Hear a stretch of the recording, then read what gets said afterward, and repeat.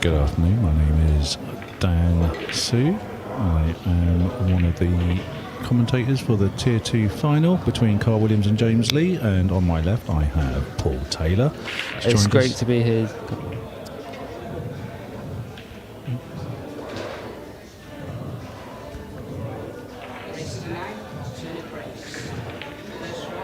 Yes, I've got Paul Taylor on my left hand side. It's just coming into the commentary box today.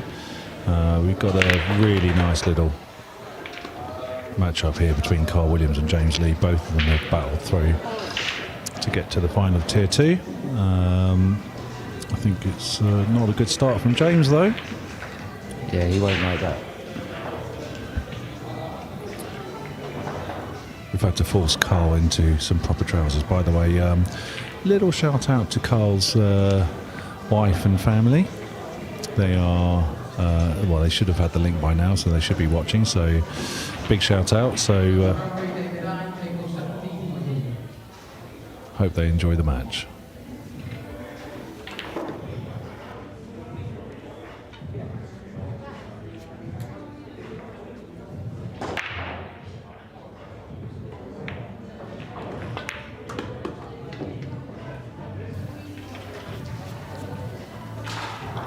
Yeah, it looks perfect on that.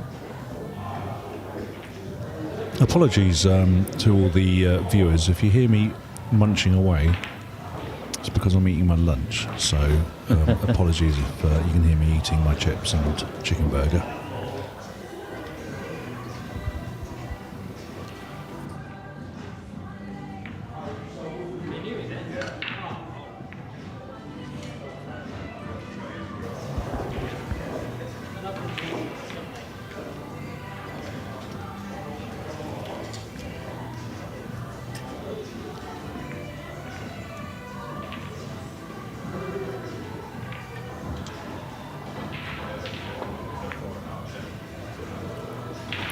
Unlucky Karl.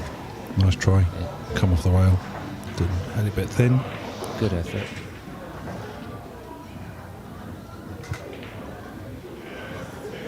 I think that 7-ball goes in the middle, doesn't it? Yes. 4 balls, 2 cushions. Come round the angles.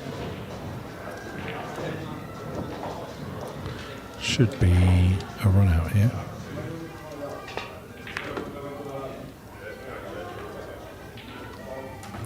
And this is the key shot.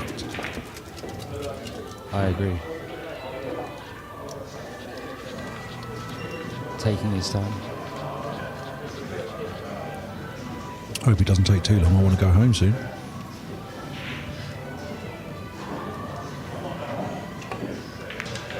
Overcut. Question is, if this goes into the middle, then it's all over. Signs of nerves? Absolutely. They're on the stream table. This is the main arena. It's the first time for both of them to be on this table. They know it gets into your head somehow when you are playing on the main arena table, because you know that people are watching. Oh, Yeah, I had the experience of playing on the main arena against Joe Prince on Friday. and how'd you get on? I lost 9-6. Well, you competed then. I did. Yeah, it started cold, but gradually warmed into it.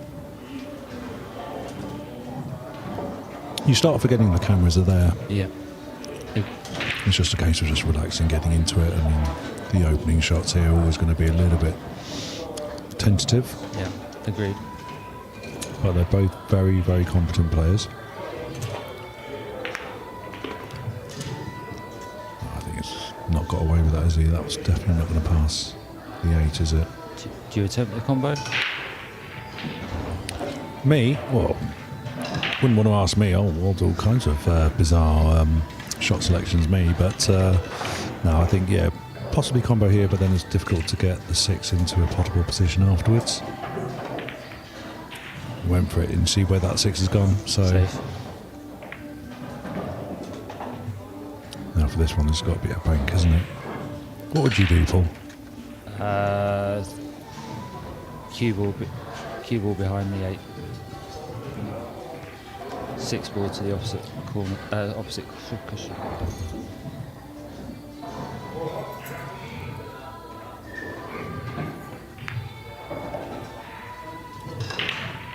Chinese. Not allowed to call it Chinese anymore. Snooker. What's it called? Hooks? No, not sure actually. Yeah. Hang on a minute. What do we call Chinese snookers nowadays, Sam? What are we supposed to call Chinese snookers these days? No, the Chinese, when you're snookered like that.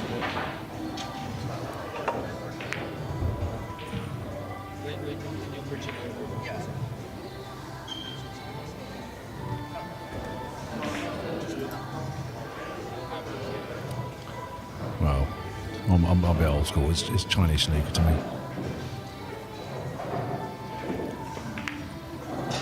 Do you know what I mean? That's it. Shot. Oh, scratched.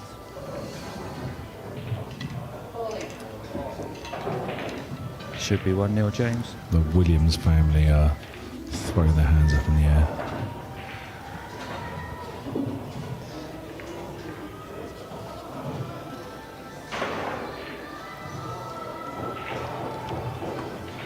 He looks nervous, old James. Yeah, he was saying that to me earlier.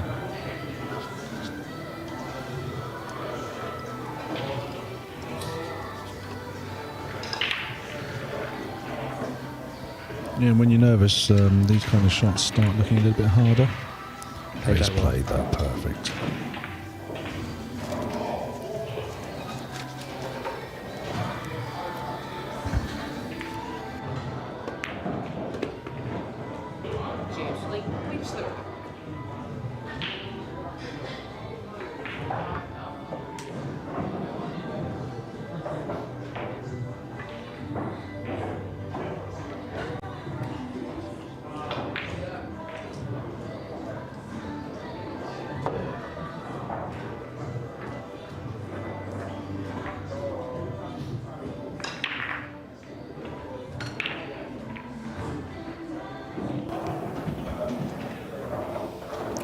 Just quickly introduce the referee. It's Julian Roper, very well known on the 9-ball circuit.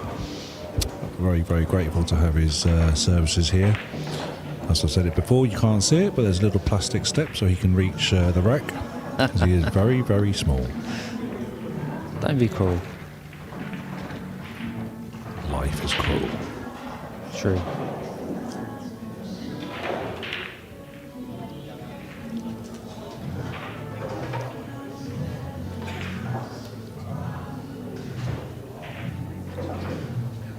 Actually, I don't think I've seen too many golden breaks over the course of the past few days. Not on the main arena, anyway. I had one against me and almost made one this morning myself. Right, let's see what his break's like.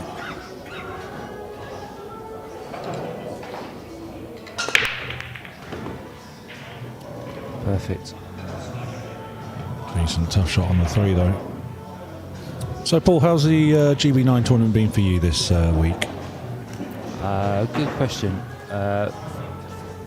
First match up was Joe Prince, one of the local players who's making it in the 8-ball world.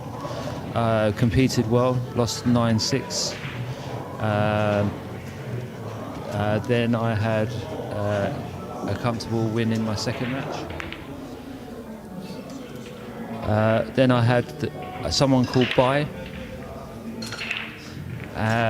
And then I lost narrowly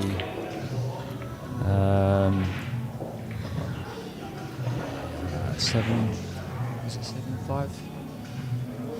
And in the tier 1 event, won a couple of matches and lost a couple of matches. Happy with my form.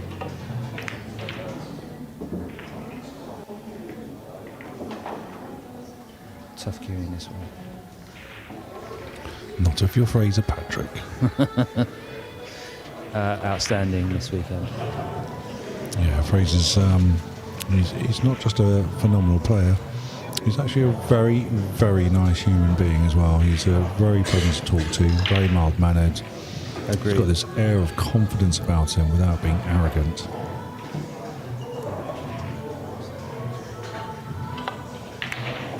Oh, it's beautifully. Oh my goodness me! Not getting the run of the ball at the moment. Certainly not, but he certainly looks like he's hitting the ball better than James. He's up for it. And sometimes a little bit of bad luck at the beginning of the match. Shouldn't go through the entire match. Shouldn't go through the entire match and have that run of bad luck. So it'll start coming back to him.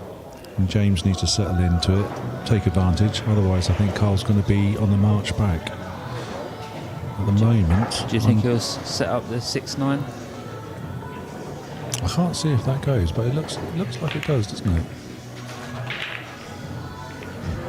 I think Karl's one of those players who doesn't matter if he could be 5, 6, 7 nil down and he'll dig in. He'll make it tough. But he's hitting the ball nice, so I think to me he's favourite to win this. I'm going to predict... Knowing both players at the table, I'd agree with that. I played James in a UK Open qualifier a couple of years ago, and that went very close.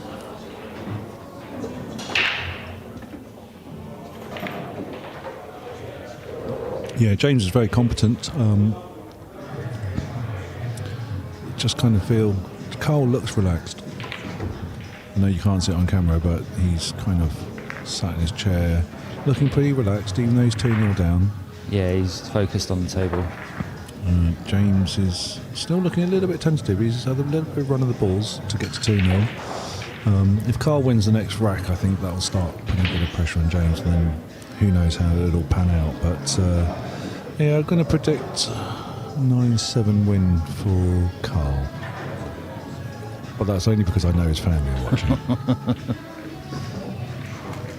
I'm in a position where either player I will congratulate and commiserate with the other, because I know both very well.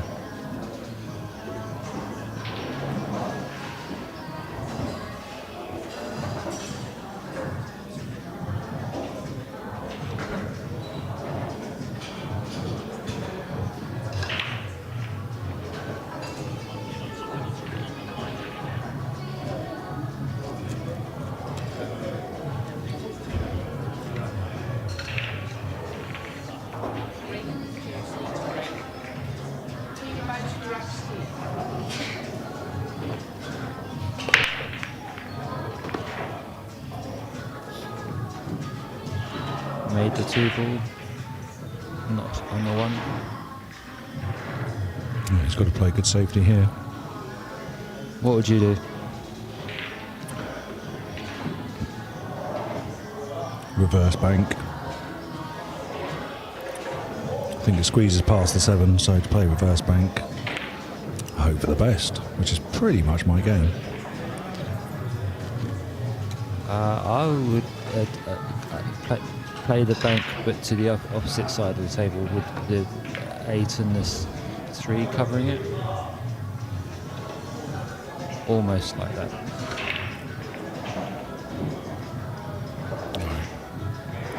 Can't see Karl scratching off this, so slightly hampered view queuing by the 9 ball, but yeah, I think he'll make this.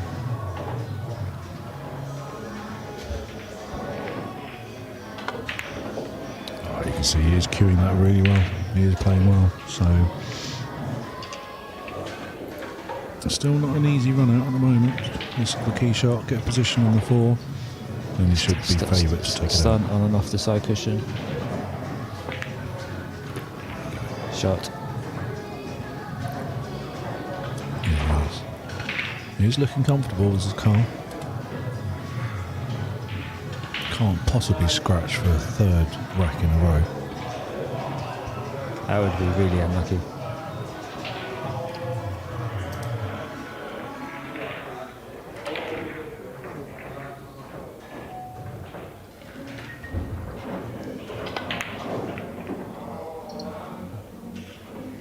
mind flick.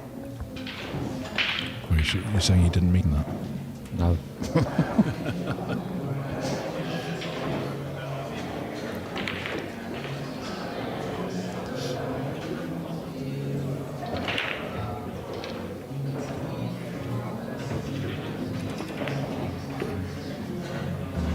Should be a formality here.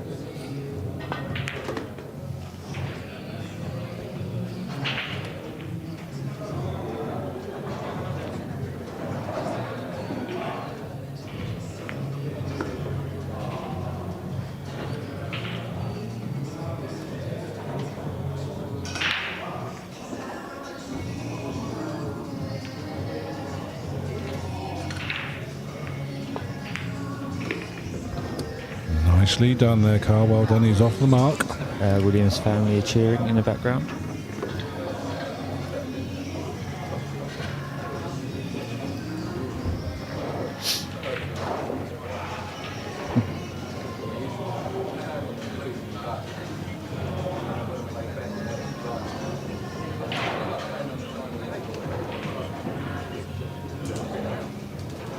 So, Paul, how many GB9s have you actually attended in your long and illustrious career? Too many to mention. I used to attend the events when it went round clubs around the country. So 20 years, maybe longer.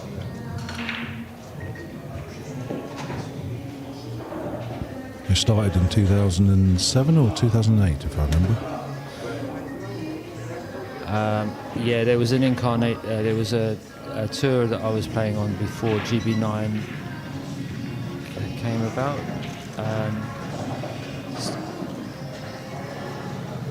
Yeah, 2007, 2008 is about right. So you can't be far behind Dave Hopkin then. Dangerous Dave Hopkin. You can't be too far. Yeah, dangerous. Yeah, dangerous is the right word. Yeah, yeah. We've had some battles over the years playing these events, and we've taken it to the next level by playing matchroom events. Well, Dave has played every single GB9 event that has ever been held. Wow, I didn't know that. That's incredible. Yeah, we recently had a trip to Romania, Bucharest. Fantastic club. So, the Bucharest, the Mez Bucharest. Mez Bucharest, yeah. And how did you get on in that? Better than I did last year. I went 0-2 last year, and this year I went 2-2. Oh, nice. Which is the same form I showed here. Okay.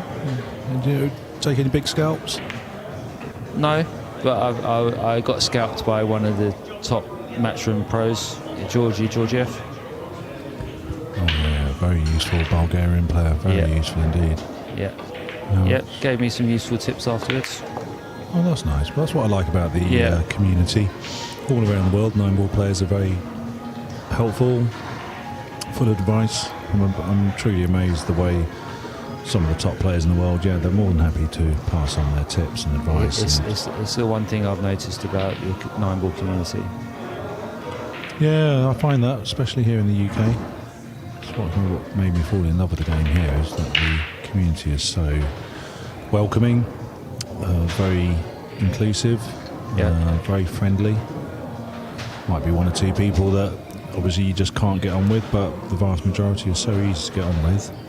So yeah, no, it's certainly been a really, really good experience for me getting into 9-ball.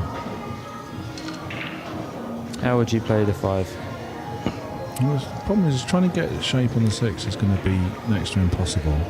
It's quite a steep angle, so no doubt he's going to cannon into the 6, and then it's just a case of, well, again, hit and hope potentially, or the only other way to do it is just hit it straight and play a safety. Yeah, I don't think that.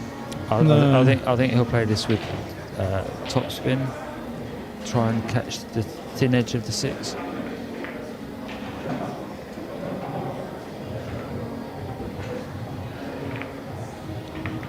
Unlucky.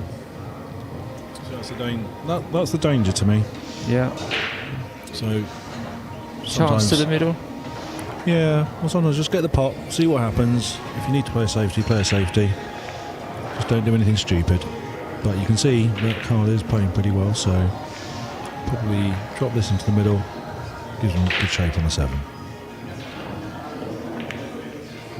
Shot. There you go, he's left himself right on the rail though. This is not easy. This is one particular shot this weekend I've struggled with off the cushion.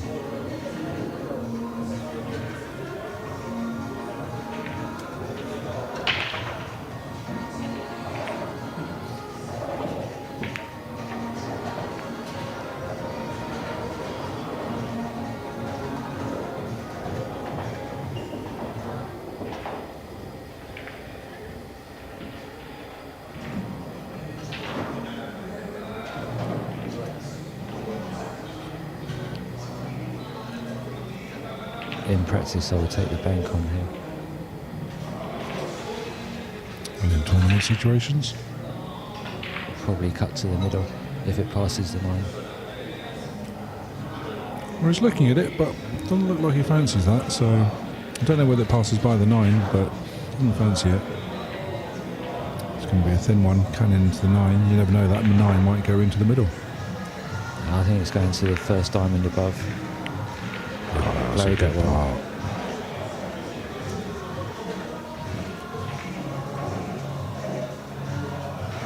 Relatively easy thin pot, and then that's it, 3-1 up.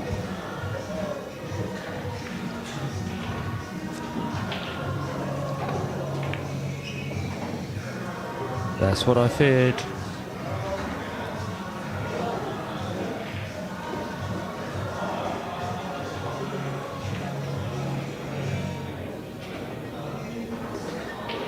So this is something that a lot of players might not be too familiar with, but he has to play the ball. It's something I learned recently about the 9 gets respotted.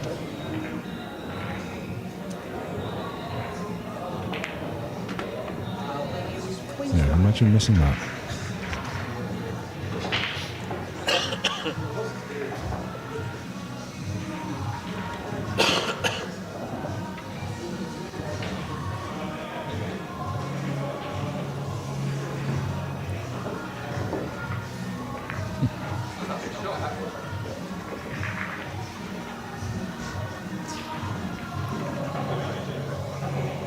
Yeah, he looks pretty relieved after that ball in hand with that straight pot on the 9. 2-2. Yeah, he always looks relaxed. James just still doesn't look settled. No.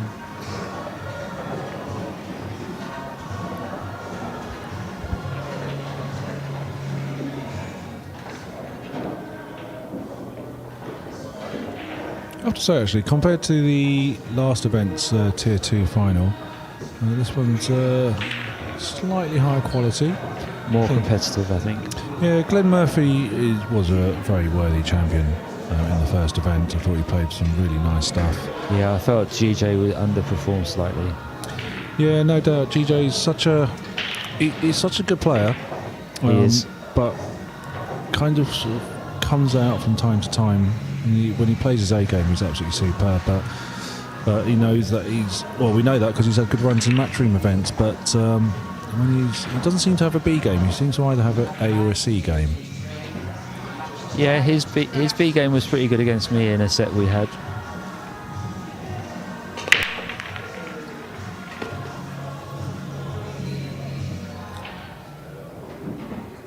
Two balls hidden away.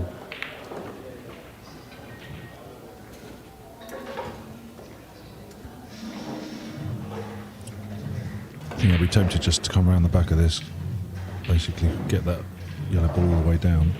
And if you can just play at a certain pace, the white ball doesn't scratch.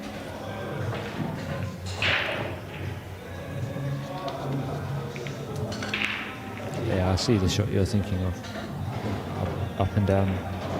Yeah, it's something I've been doing a lot recently. Just changing a lot of my safeties into just coming in from behind. He's not going down that route. Oh, that's a disaster for him. Yeah, James hasn't settled yet.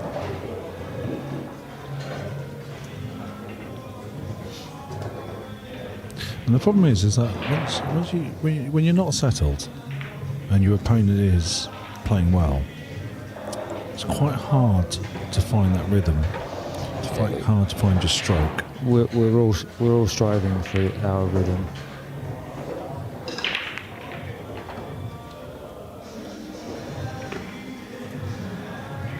And then when you make mistakes like that, it kind of eats away into your brain. It certainly does. Yeah, that's a battle that I've been having with myself in matches this year.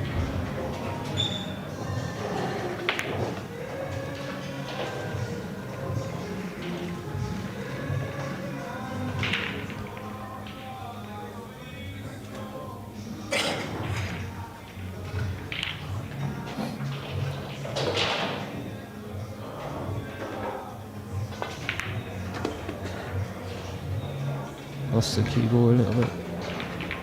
Yeah, I think I would have played, used the 9 just to stop the ball. Yeah, I was looking at that. Oh dear.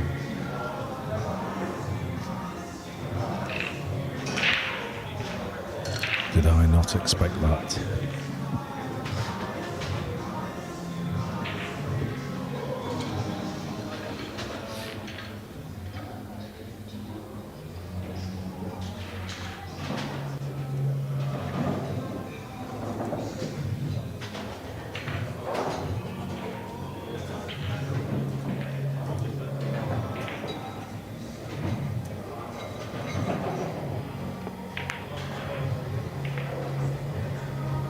Just a touch pacey, maybe. Yeah, he's hooked him, no problem. Thin edge. Even if you did, I think you'd really want to jump this. You get automatic position on the 5, but oh, look, Karl looks like he's going to try and swerve it around slightly.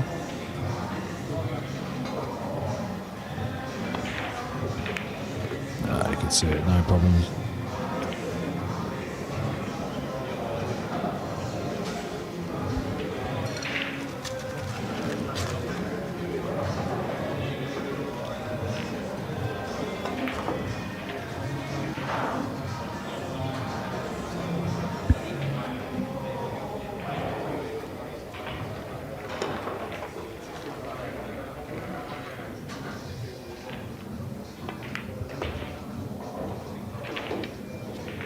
Should be 3-2, Karl.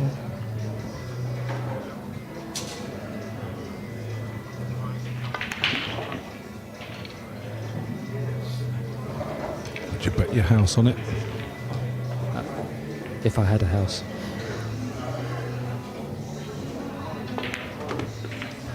Yeah, well played, Karl. So, Paul.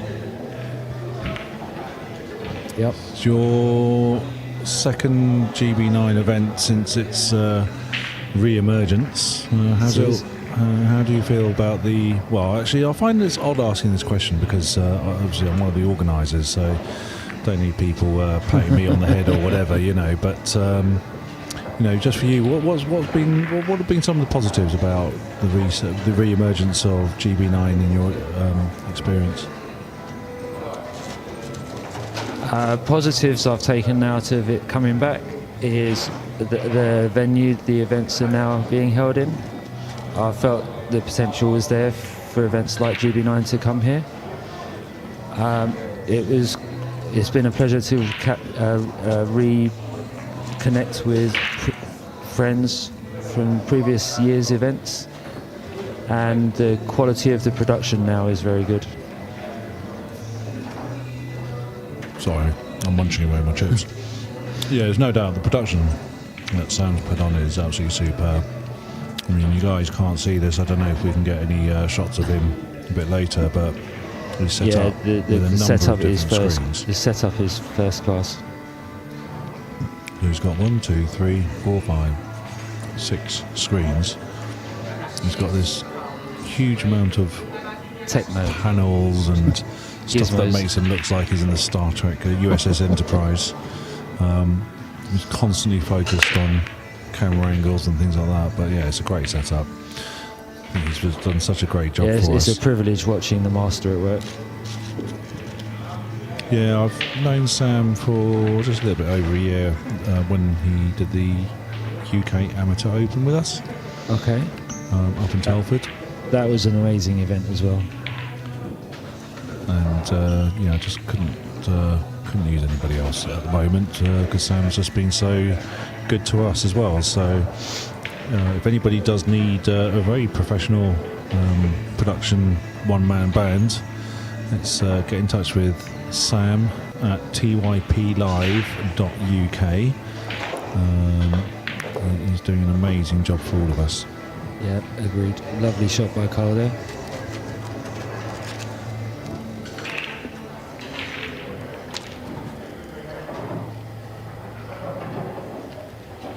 Another big plus has been the work that Ben's been putting in. Yeah, so for those who don't know, the reels that we release at the end of the day, they're done by a gentleman called Ben Grady. Ben Grady is the same guy who does the video reels for Matchroom. So, frankly speaking, we're using one of the best guys in the business, really, especially when it comes to pool-related activities. He does a lot of work for Matchroom, does a lot of work on their snooker tours as well. Does work for quite a few other companies as he's freelance. But certainly everyone enjoys the Matchroom reels. So we're very grateful to him. He's currently sat down next to me right now, editing, going through lots and lots of photos, video footage, and I think they're done so professionally. So yeah, no, we're very grateful to Ben Grady as well.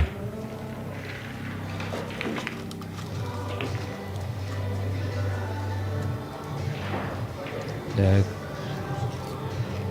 Karl's definitely settled quicker. Yeah, he's really into the match now.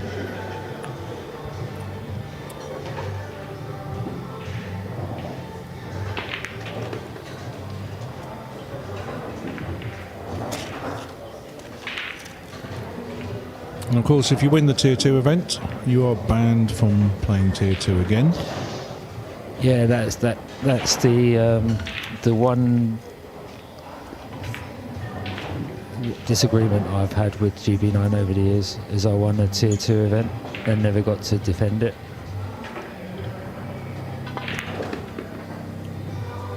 And that'll be the case forever. Yep. There has been one exception though. How so? Dean Sporton.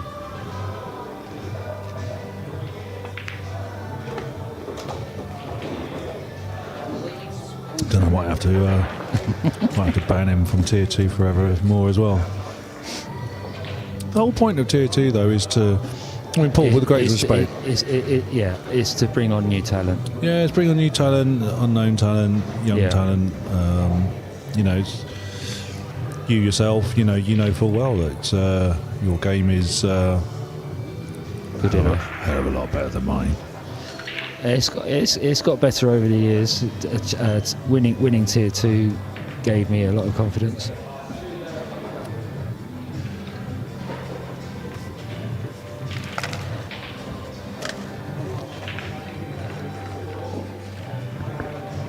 So is that what I need to do then? I need to win Tier 2 to give myself some confidence. Yes.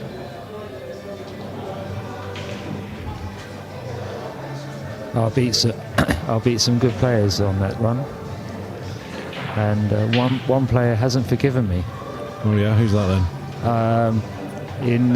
In my first match on the Saturday evening, I was trailing 8-1 and came back and won 9-8. And he hasn't played an event since. Oh, ouch. Yes.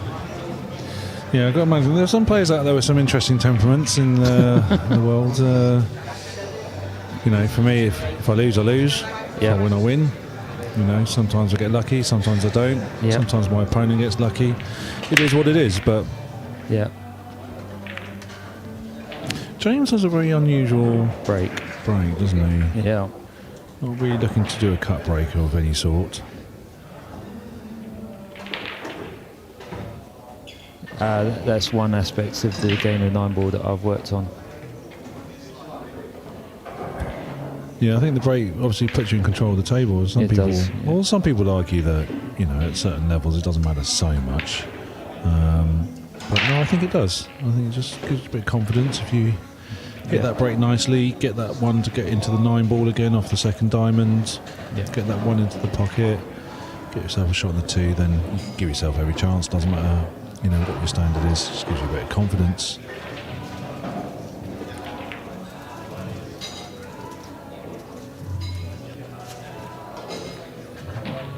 Going back to positives from GB9, the addition of the practice tables has helped. Yeah, I always know that some players, they go to tournaments and just sat around for ages. It's quite frustrating for them. Yeah. But yeah, 3 practice tables here for players. I know for a fact that you get a few guys who play money games on them. I'm seeing here Benji Buckley against Robert Callahan. They're playing, I think they're playing, well, they were playing one pocket earlier.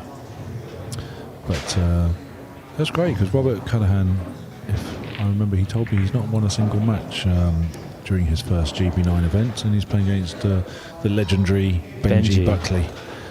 But you know, they're having a nice friendly game out on the side on the practice tables, which is lovely to see. Relaxing with a Sunday pint. I see Carlo's eating a very healthy lunch there. Yeah, munching away. McDonald's. Other brands are available. Yeah, I can't. Honestly, and he's such a scrawny. It's amazing. If that's the rubbish you eat, and then you're so scrawny. Honestly, it's because he's young.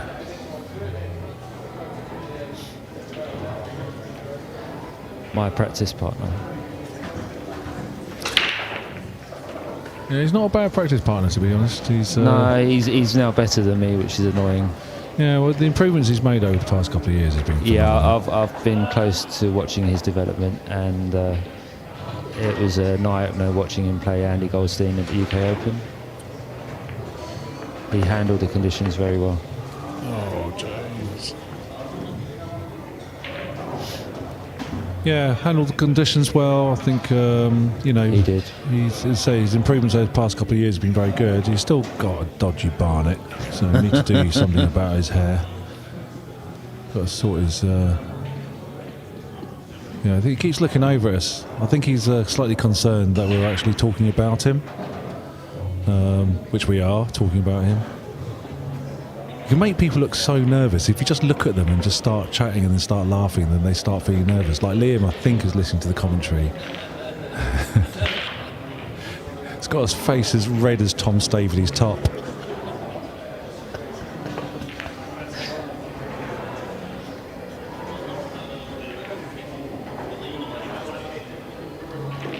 So good. Tom Staveley's out, isn't he? Got knocked out by Phil Wildman in the Tier 1 semi, I think it was, wasn't it? Tier 1 quarter final. Yeah, I think Phil seemed he was playing pretty well in that match. And Tom, of course, is such a good competitor. So yeah, Tom put up a decent defence of his event 1 win. I think when Carlos picked up his phone, I think he's listening to the commentary too, just in case he hears his name. Carlo Blasi.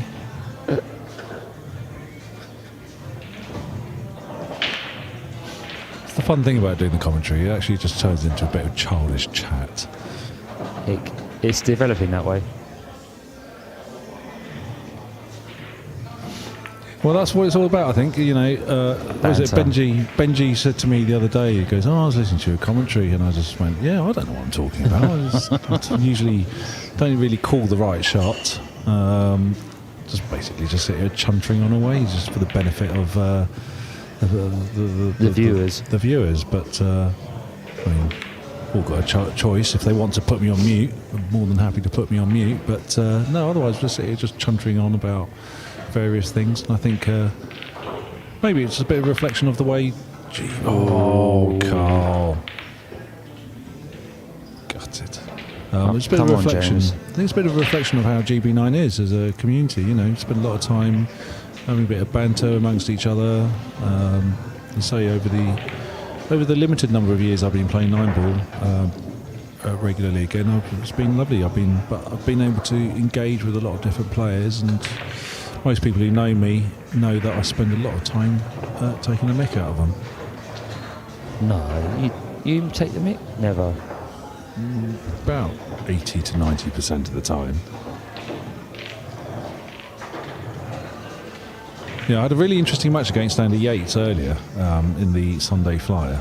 And did you? Yeah, and I spent my entire time sharking him. So I started off just by just jibber jabbering on in his ear hole. Just wouldn't stop nattering on at him, and poor old Andy. I don't think he's ever played a match where somebody has talked so much at him. And I was just thinking, well, hang on a minute. The reward I get is I get to play Fraser Patrick. So I just carried on, just nattering on and on. Lovely shot and James on. just played. Yeah, it was a lovely shot. And poor old Andy just didn't know what to do. He just started like telling him he was playing with an illegal cue. Just telling him, you know, how handsome he looks. Just trying to call fouls on him when he hadn't fouled, obviously. It was just a bit of fun, really. And he took it in good spirits. He was trying to do back to me, but you know, I'm pretty good at this, as they call it, shithousery. Oh, hang on a minute.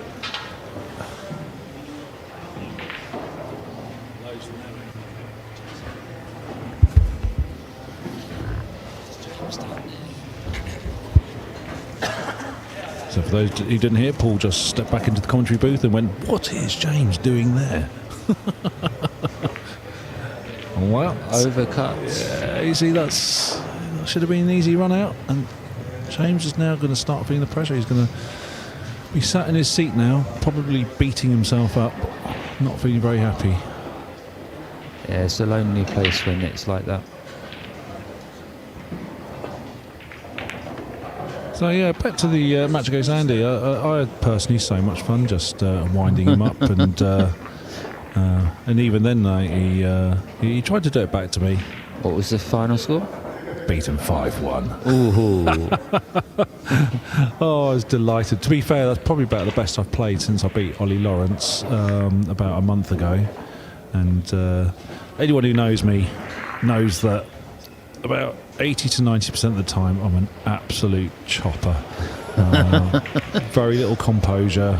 I make some very interesting shot selections, but irritatingly, what it is, I've been playing Q Sports for about 40 years, and actually I do know the game quite well. I've got a lot of experience, and every now and then I turn it on and I actually start playing really well and punishing people's mistakes. How did you start?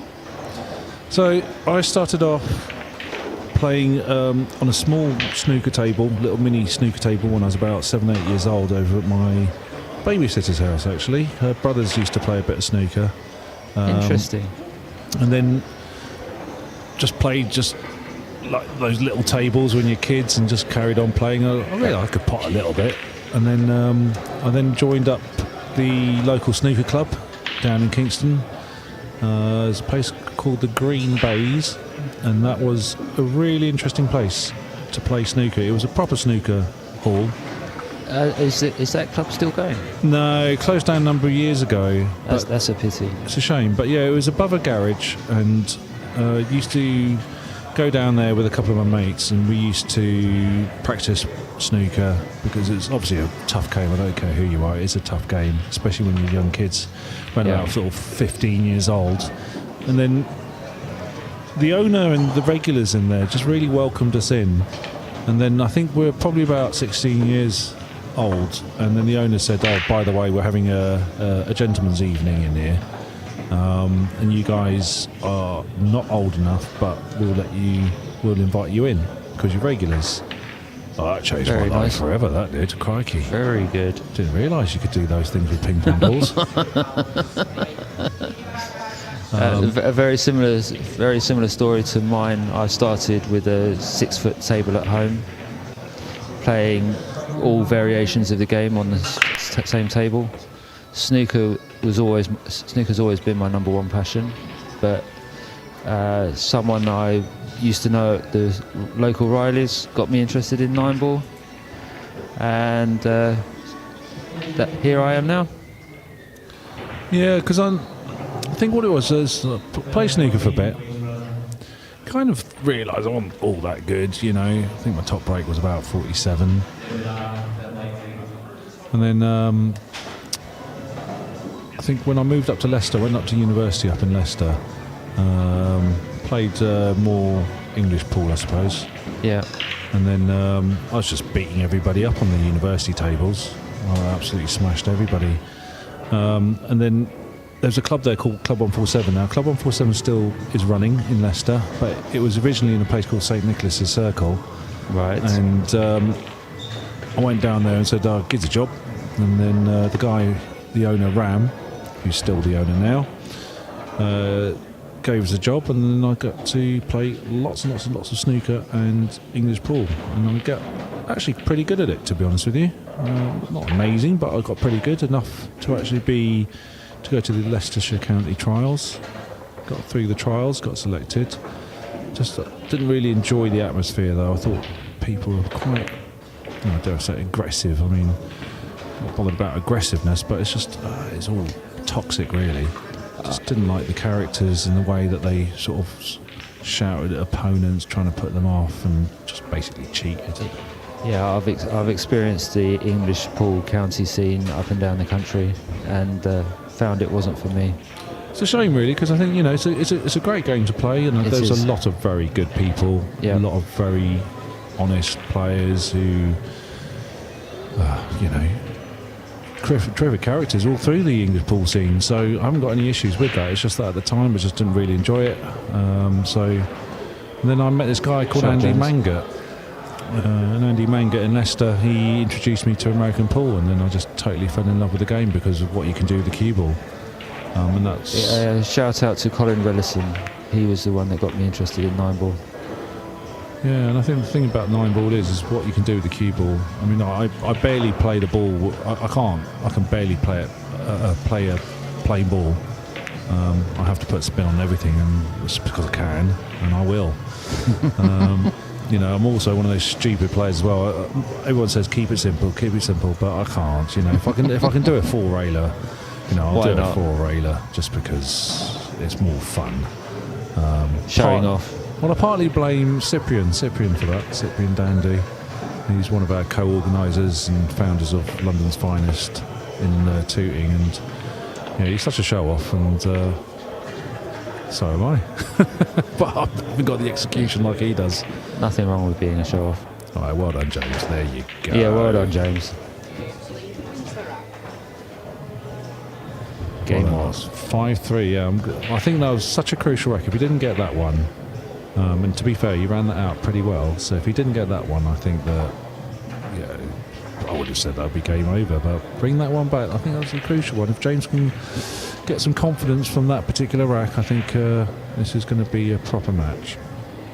It's building up.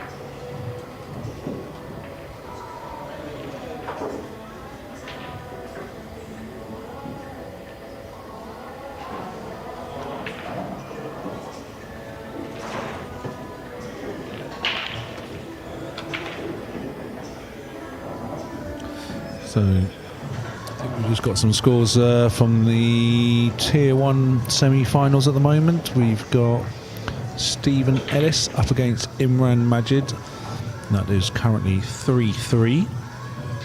Looks to me as if they got Stephen Ellis's Fargo wrong. He's not on 499, for goodness sake. And on the mini arena stream, which is on the Spots and Stripes TV on YouTube, there's Matthew Wrigley up against Phil Wildman. Matthew is 5-3 up on Phil. Okay. Phil's stake power, Wildman. But that should be a close match. But Matthew, when he's on form, plays quickly, confidently, aggressively. Yeah, he's playing himself into form this weekend. In fact, weekend. he's just gone 5-4. Ooh. So if you don't want to listen to myself and Paul with a commentary or watch James or Karl, then tune into Spots and Stripes TV and you'll get to watch a terrific semi-final there. But if you want to listen to me and Paul chunter on and watch Karl and James. Battle out for the Tier 2 champion, then stay with us. Right. Is anybody dropping off the views? Yes. Nice shot, Karl. Nice people watching.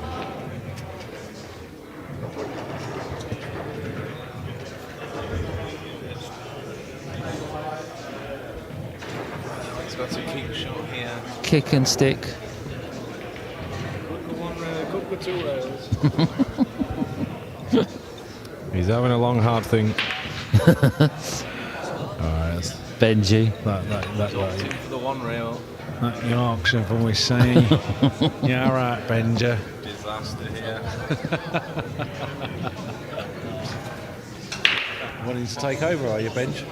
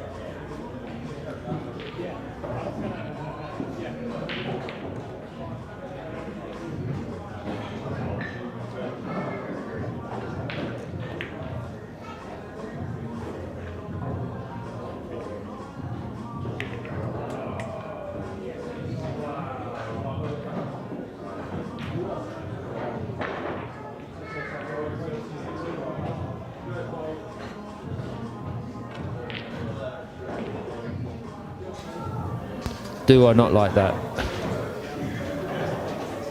Fluky bar steward. And James clicked his fingers. See, that's that would send me a little bit insane. I wouldn't show it necessarily. I'd just sit there, just internally, just Seething. self-destructing. Don't tell me something. Raises his hand in apology. He never deserved that. James is looking a little bit. Well, he's smiling. Bemused. James is smiling. Yeah, no, he's proper smiling. But inside, I bet he's absolutely seething. He'll brush it off.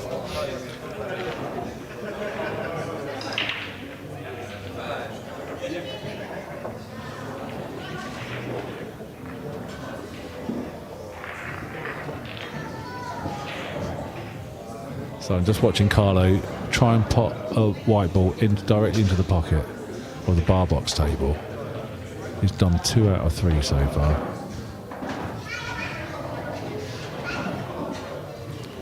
Poor Carlo, he bears the brunt of a lot of my jokes, to be honest. For He him. used to make a lot of fun of him because he's so slow. He's still a bit slow, but he has actually improved. But He's my quickened up. God, he was slow, painfully slow. And then also, whenever he'd like go into walk into his shot, he'd do some really bizarre sort of like skip into it. You know what I mean? Just like hop into it. It's embarrassing. I've witnessed that skip. Yeah, and I used to just make fun of him all the time. And I don't know. Actually, he does a little bit of it. A little bit, prances in like a little My Little Pony. But no, I think he's gotten a bit sort of self-conscious about the amount of times I take the mick out of him.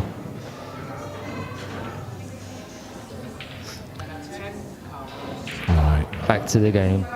Karl leading 6-3.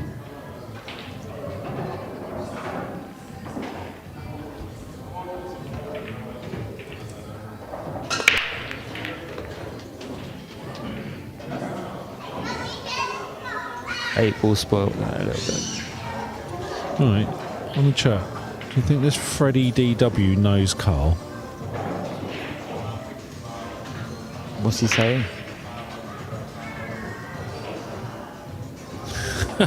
Thanks, Steve.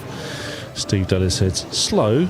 Talk to Paul about his game last night. Race to 6, 2.5 hours. We had an IT error. We had an IT issue. It wasn't that long.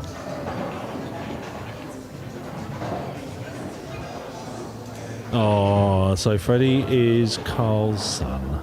Oh, This is James. I'm going to guess that James and Freddie are Watching. rooting. Well, they're definitely not rooting for James, are they? Look at that. Come on, Dad. Actually, James is... Yeah, doesn't call him Dad, call him Karl. I think if I call my dad by his name, I'll get a clip round the ear. But anyway.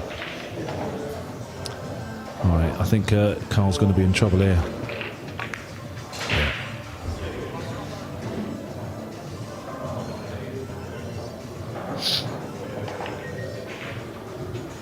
one cushion escape.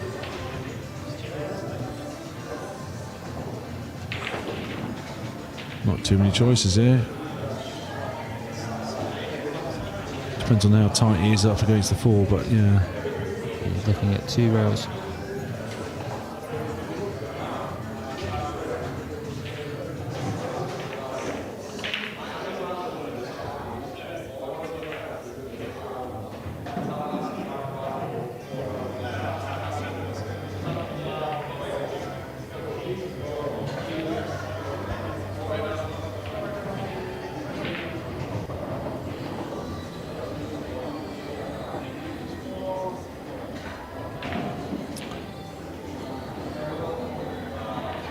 He's really trying to calculate the angles there, isn't he? See if he's got it right. Oh, back up again.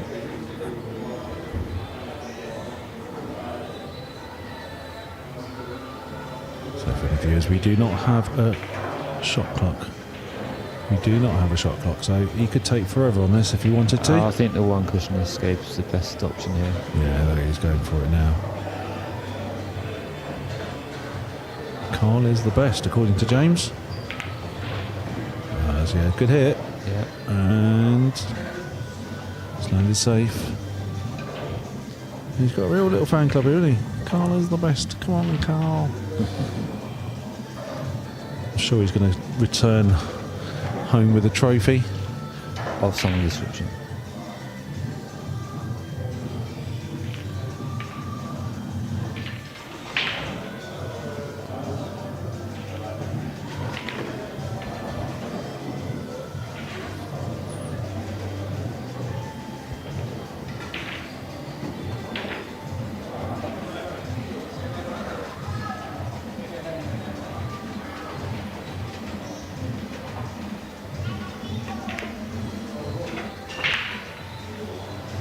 Good effort. Left him hampered. It's not an easy shot, this. These shots are horrible.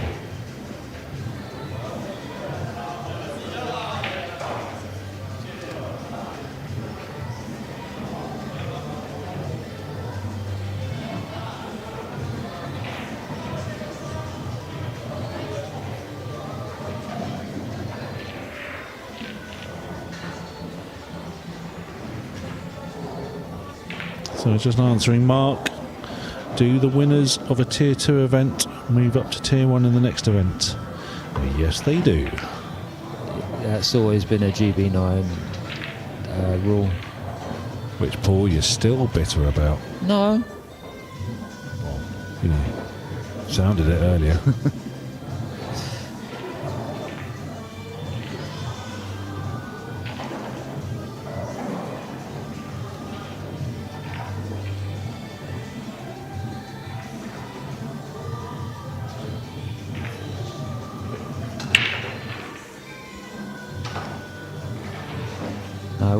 What the rule does is it encourages new winners each time. Yeah, I think so. I think if you win the tier 2 and then you keep coming to defending it, I think that's not very fair, to be honest with you. But yeah, Monopoly could. Yeah.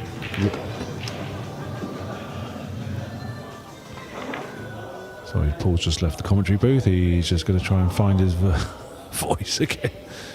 Trying to struggle with getting the words out, but.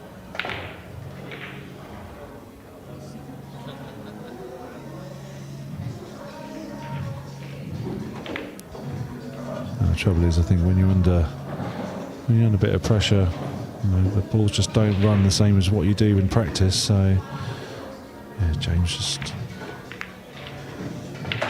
played that nicely, but yeah, he's just not getting in position on the ball, is he?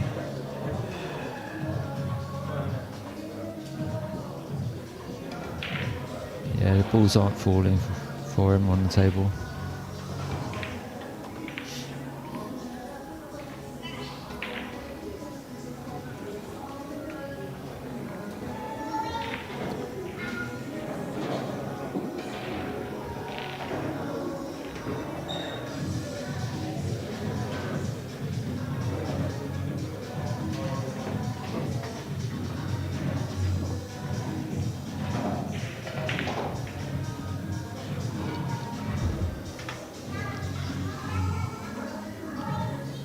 James could be tied up behind the 6 here.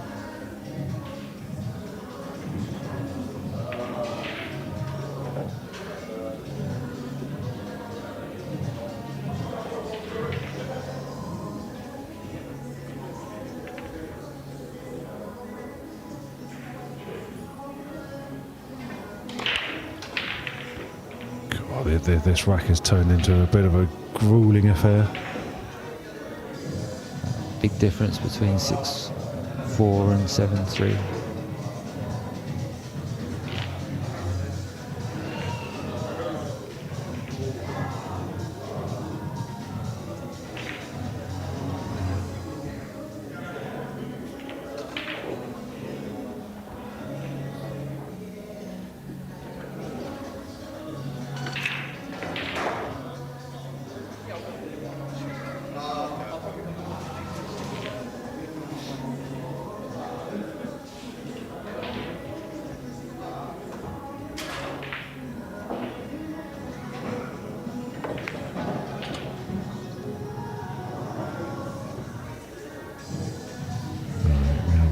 somebody called Nick Stapley commenting on Karl. Apparently he's a sexy bar steward.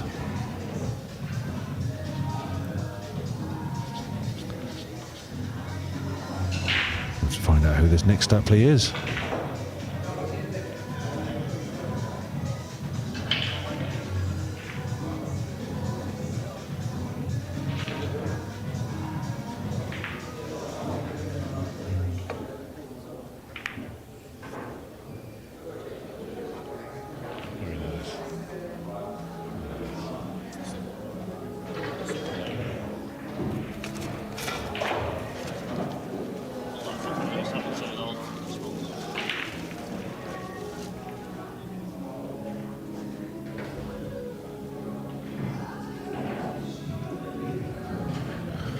So just to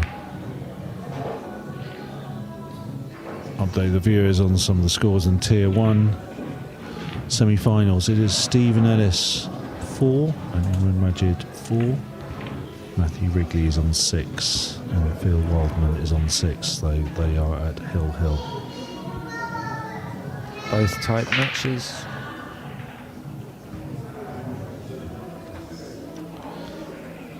Yeah, not surprised those matches have gone pretty tight, to be honest with you. They're all very, very capable players. Very good cuists, all 4 of them.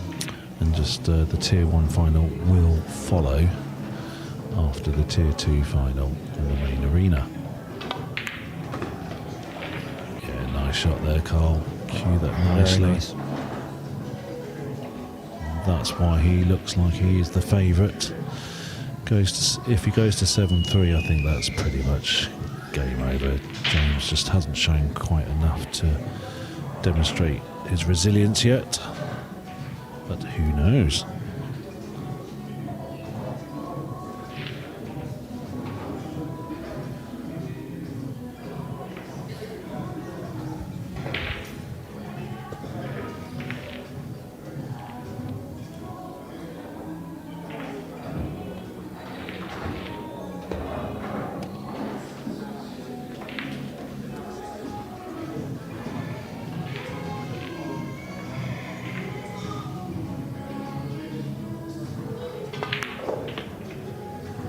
Oh wow, what has he done there? Is that the adrenaline? Yeah, put a quick one in. I fancy him to drop this in the far corner.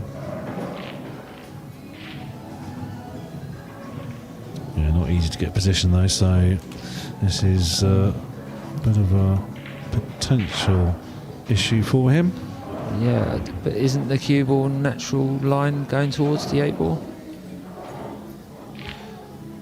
No, I think it's going to possibly come in behind the 8 ball here. See what he does anyway. I think that's what he's lined up. Oh, that's a super plot, that is. Perfect. There you go. Coming behind, but he's still on for the centre pocket. But he is potting well, isn't he, Karl? Yeah.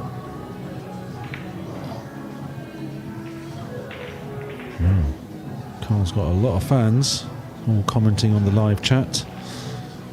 That's good to see. Isla is cheering him on through the TV. Freddie says, "Hi, Mum." Why wouldn't you?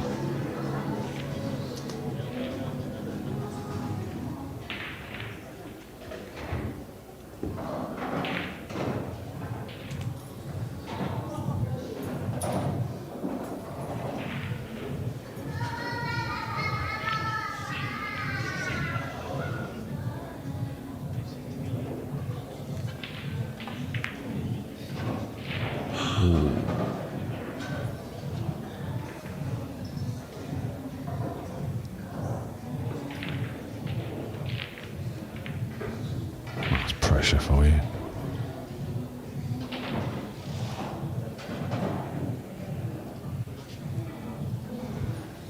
He looks pretty relaxed, even though he's missed. He's just sat there looking pretty relaxed, Karl. So it's all on James now to come up with possibly a bank, which he's done Nailed. beautifully. Oh, that might give him a bit of confidence. 6-4, it's a lot tighter now. That Yeah, was the crucial wreck.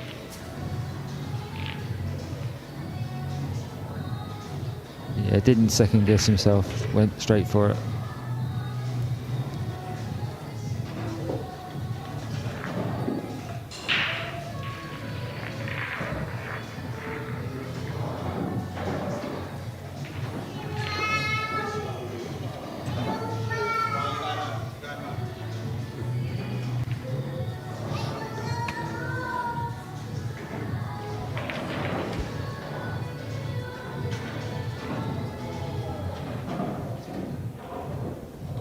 So just at this point, just wanted to say thank you to, well, say a few thank yous. Obviously, Spots and Stripes and Red Hill, Nigel, Tash, Michael, and his family who actually work around the Venue. have been absolutely superb. But Yeah, they've made us feel very welcome. yeah, the make us feel welcome. Nigel, one of the reasons why we are working with Spots and Stripes and Red Hill is because they give us the venue for free, and to be honest with you, we're very, very lucky to have that agreement in place. We obviously try and put some money behind the bar for them. So yeah, we're very grateful. A lot of the players have appreciated the venue. They like the size of the venue for sure. Not sure if they like the heat. It's been pretty that warm. can be fixed though. Yeah, that can be fixed, but yeah, it's been pretty warm. But apart from that, though, as I said, they've been superb hosts. Where's that 9 ball going? Where's that 9 ball? Where's that? Crikey. I'm thinking a crazy shot here. But yeah, so Spots and Stripes, massive thank you to them. They've been absolutely superb. I've got to give a little bit of a shout out to my own company, currently headline sponsor for GB9. It's Korea Foods. Korea, we obviously do Korean food. We operate through our retail brand Seoul Plaza. We've got a few Seoul Plazas cropping up around the country at the moment. So we as a company, we do support GB9. Whether it's through some of the finances, some of the logistics, yeah, obviously it's my business, so I'm personally very proud to be associated. Oh, crikey. It's a bit of hit and hope, that, wasn't it? Hit and hope. I saw the attempt though.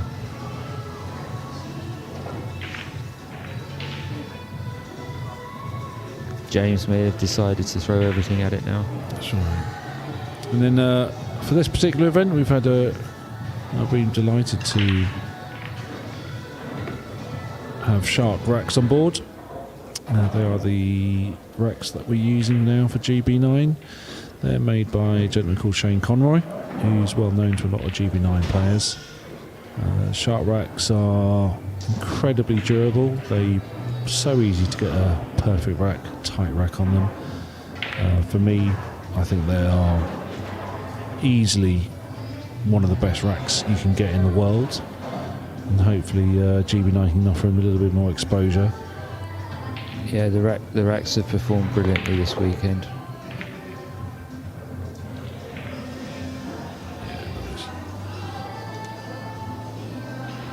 Just got to get the pace right here for the 5 ball and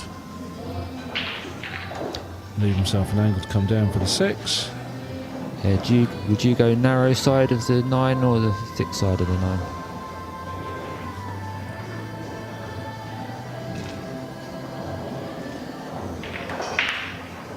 Sorry, I was just making faces at the Ben Grady in the camera there.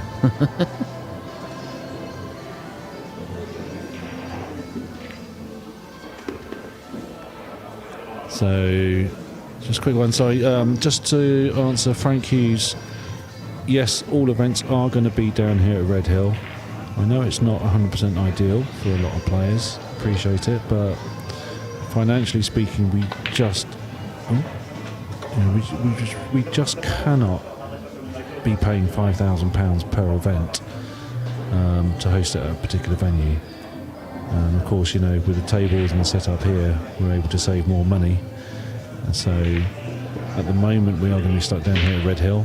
things may change in the future. We are looking to talk to corporate sponsors at the moment to try and get some significant funding for the tour, but we're a little way off from that, so apologies to anybody who wants to see GB9 in other areas of the country. It's just not financially viable.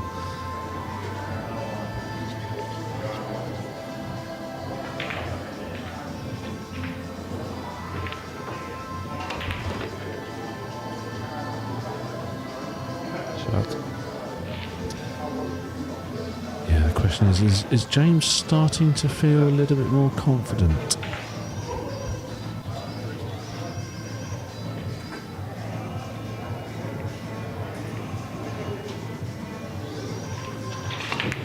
Just signs of it.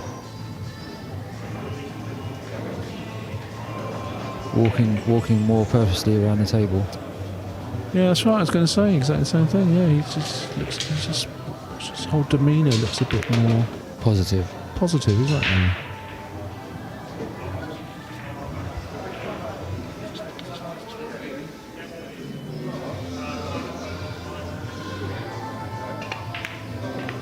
Yeah, makes a big difference when you capitalise on a opponent's mistake. Yeah, when you get the chance and then you take the chance, that gives you the confidence. Yeah. So Karl's decided to go off for a little comfort break, I think. Might want to just try and... May join them as well in a break from the duties of the microphone. So in the semi-finals of Tier 1, Matthew Wrigley has beaten Phil Wildman 7-6. And in the other semi-final is currently Imran Majid 5, Stephen Ellis 4.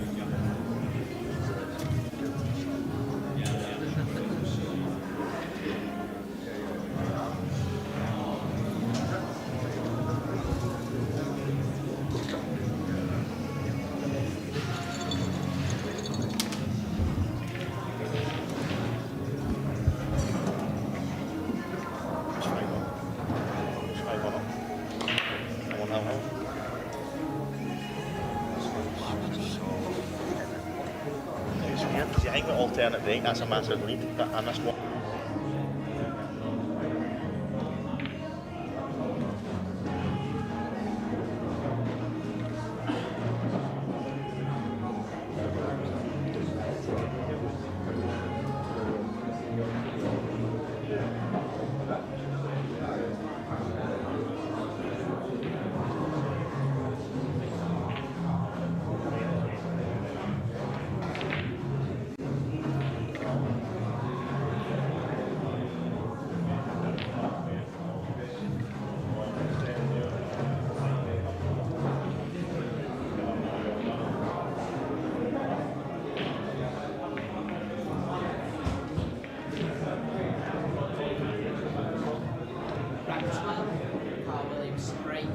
By 6 racks to 5. Sorry, got a bit distracted there by Matthew Wrigley, who came through his semi-final against Phil Wildman. Apparently he was 6-1 up, went to Hill, but he managed to win the last rack. So well done to Matthew. He'll be playing... Good result. Yeah, he'll be playing the Tier 1 final. It will be following the Tier 2 final. And it's all a case of who is he going to be playing. Is it going to be Imran Majid, who is Or obviously... Stephen Ellis. Yeah, I mean, Imran is obviously a legend of GB9 alongside Mark Granite Gray, so that's going to be really interesting. Stephen Ellis is obviously the main event winner from the first event. Close match.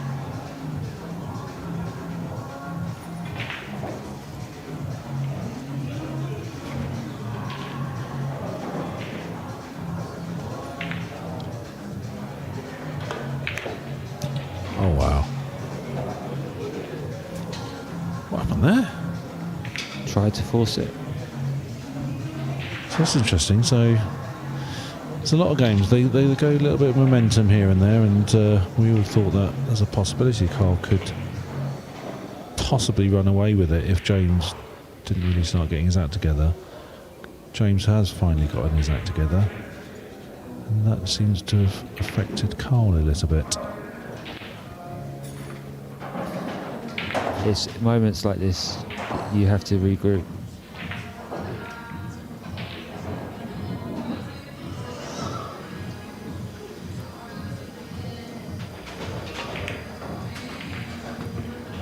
Yeah, it's a lovely bank shot that is. He's not got position. So again, if you can see, well, all the viewers, if you see James and Karl, they are sporting the new GB9 shirts, which I think look very nice on them. Currently there's the blue one that Karl's wearing, there's the white one that James is wearing, there's also a black one that's in circulation. Which I'm wearing. Yeah, but the cameras can't see you, Paul. And of course the ones that the tournament officials are wearing are the green ones, the British Racing green ones that a lot of the players have been asking if we can release those for the players as well, because the colours look absolutely amazing. So looks like there's a great chance we may have to release these in racing green as well.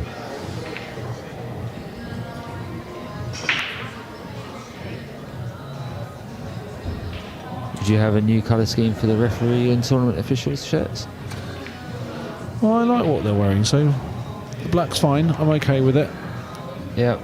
I was thinking of doing something really nasty, like fluorescent pink, like the old 1990s referee shirts, football referee shirts or something like that. And of course, you know, as the tournament officials, we have to stand out a little bit, so I may just have those released for the players in terms of British Racing green, and then maybe come up with fluorescent orange for the tournament officials. To be honest with you, they're not bothered what we look like. But if the players want British Racing green, they shall have British Racing green. Oh, that's a lovely bang that is. What a shot there from James. Yeah, he watched that all the way to the pocket. Yeah, I can tell you, he meant that as well. Look at it. Yeah. If that was me, I would have probably tried the safety and come up with the same result. Yeah, James is starting to look really confident now, isn't he? dangerous.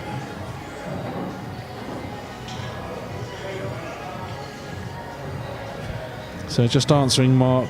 Mark has asked, are the GB9 shirts mandatory to wear, or are you allowed to wear your own playing shirts? You may wear your own playing shirts as long as they fit within the correct criteria. We follow the same rules as Matchroom. A polo shirt, isn't it? Polo shirts or appropriate pool shirt. So if you're buying from somewhere like On Board and you've got your own shirt, then you are more than allowed to wear those. Isla's wishing Dad, by saying that, Dad, you've got this. Well, he's not at the table, so no, he hasn't got it yet. And of course, he can't see the chat, so we'll try and pass on your messages if we can. Oh, has he fluked a snooker? Ah, yes, lucky git.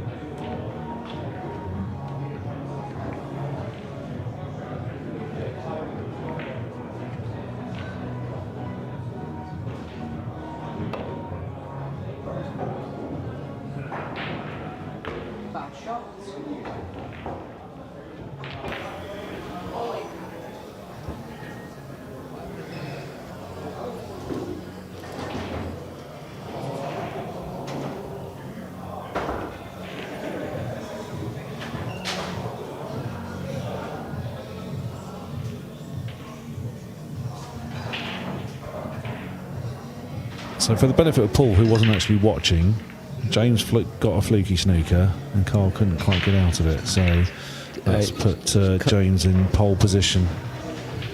Does a 7 pass the 8? You really need to be watching this game. I am watching it. No, I saw the hook. I saw the hook behind the 8.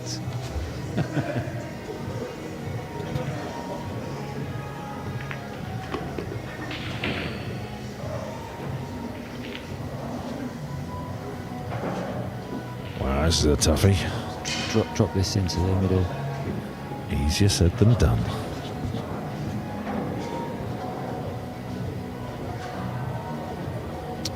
Yes, Mark, you're welcome, Mark. No problem, it's what we're here for, here to clarify any questions you might have. And hopefully we'll see you at a GB9 event in the future.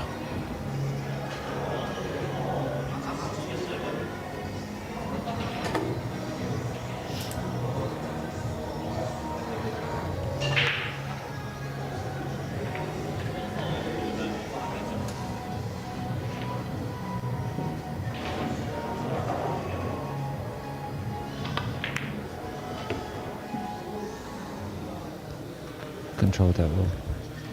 Yeah, definitely. I think I would have overcomplicated that.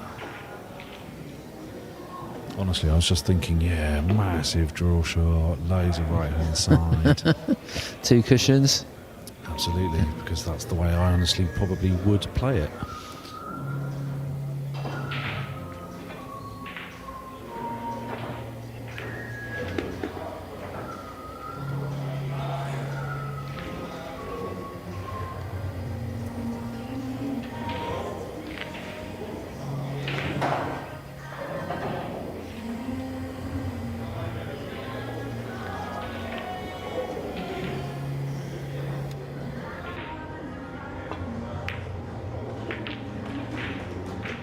Carl Williams wins the rack.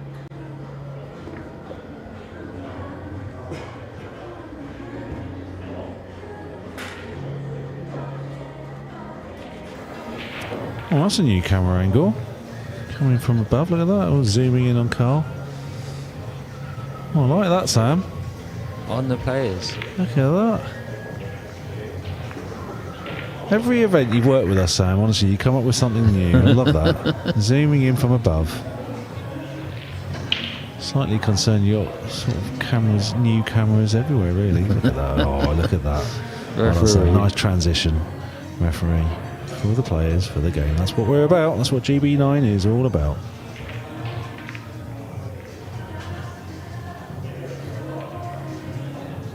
Yeah, I love the new slogan. Yeah, it's again, when I was looking at it, we're very fortunate. One of the guys who works in our working group is a guy called Andrew Fan. He runs a lot of the London's Finest pool stuff. He's also our creative consultant. He does a lot of creative work by profession. So yeah, very, very happy to have him on board. I've seen some of his work. He showed me at this London's Finest qualifier. Yeah, he's really talented, Andrew. But so he helped. In fact, he did design the new logo and the new slogans. Where's that 9? Where's that 9? Where's that? Oh! First golden. Yeah, see, that's interesting. You see, James apologised. But surely that's what you're trying to do. Surely the whole point of the break at the moment is to try and Pot the get 9. that 9. So if it was me, I wouldn't be apologising. I'd be like, in your face. Wow, that's really changed. Well, that's really made this Momentum very, swing, very tight. maybe. Yeah, totally.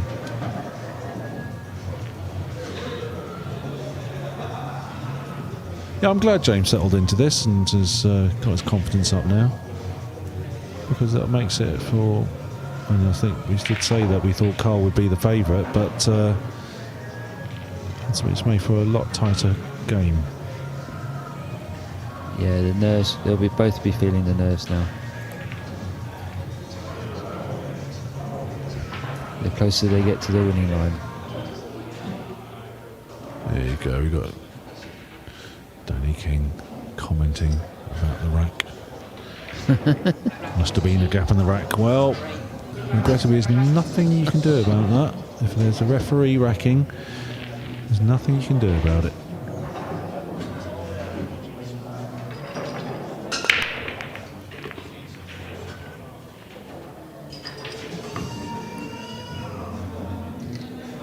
Three balls made. No shot on the 3 though.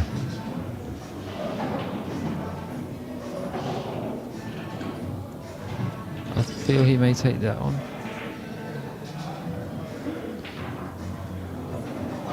The correct shot will probably be... Is he going for it?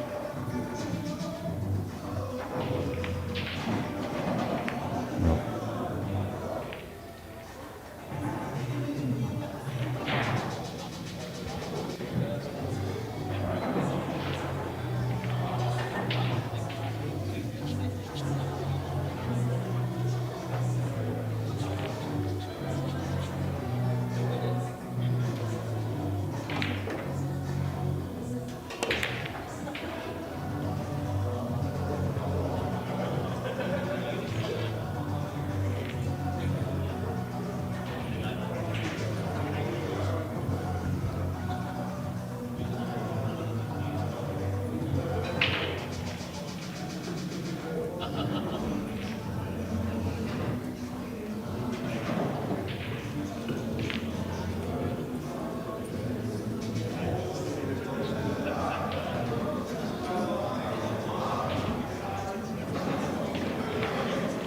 Yeah, Karl put a lot of thought into this. Blind pocket, should make it. Swing it around, hopefully come around the back of the 9. If he puts some right hand side on it, then it should come up onto the 4. Let's see what he does. Oh, he's gone safe. Didn't fancy it.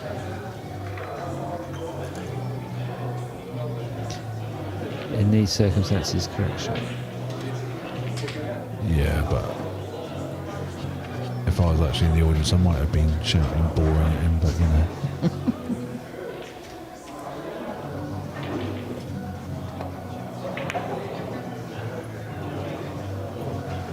They're Good turning shot. this into a tactical battle. Whether Karl gets on the hill or James draws it level. So this is another critical rack to play out, so maybe the tactical battle was always going to be on the cards. Kick and stick. No.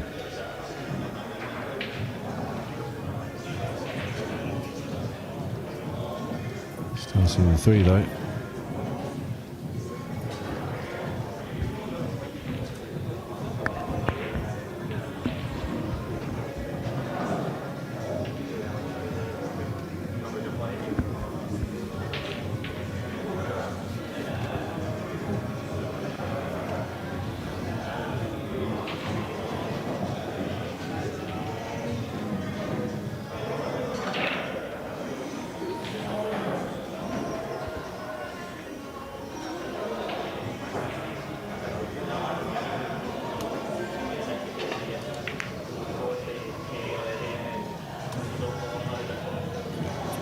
I don't think that passes the 7, but it definitely goes up past the 4 into the top. May elect here just to slow roll the cube, the 3 to the pocket, and cue ball behind the 7.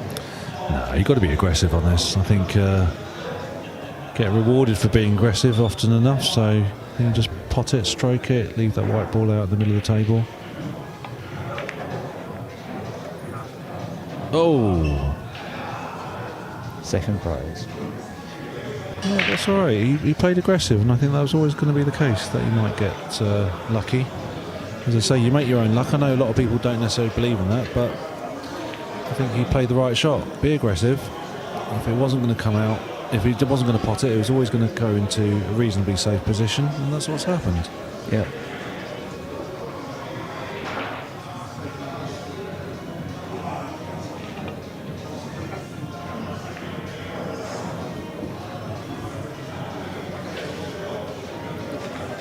chance to get a very good snooker here. If he gets this right, then James is going to be proper tied up.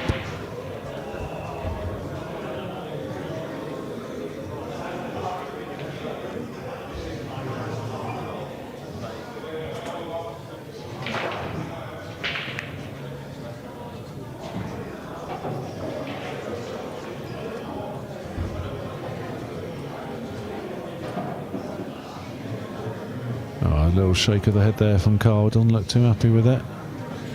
James has decided to go all crouchy to have a look at it, but yeah, you can see it.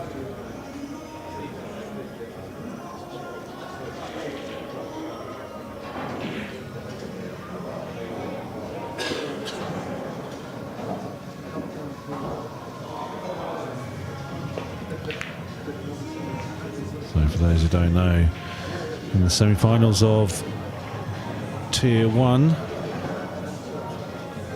the first winner through was Matthew Wrigley, and in the other semi-final Stephen Ellis came through against Imran Majid, meaning that it is going to be Wales versus Scotland in the final of the Tier 1 Challenger 1 event. Matthew Wrigley came up to me earlier on and said, well, seeing as Fraser's won the main event, he wanted to make sure that 2 trophies go back up to Scotland. I'm sure Wales will have something to say about that. Yeah, but as I said, I was talking to Matthew earlier, I said any of the players who got to the quarter-final of the main event are, on their day, able to win it. Most certainly. So ultimately, it's Stephen Ellis against Matthew Wrigley. You could go either way, but you'd probably say that Stephen is the favourite. I think so. But he's over because he's slightly overcooked it now, so he's okay. Yeah, but Matthew Wrigley, if he gets going, and you never know, maybe gets a run of the balls as well, then could always go Matthew Wrigley's way. So we shall see. Oh, that almost didn't go in.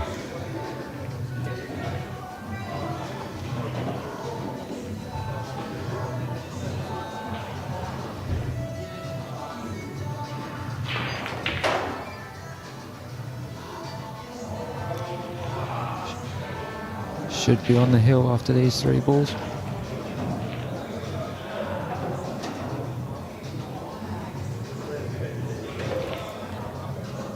Okay, Karl's playing measured. He's playing a measured way.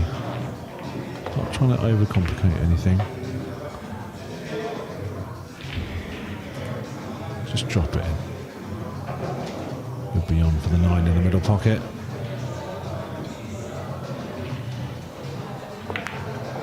Ooh. Not sure I would have played it like that.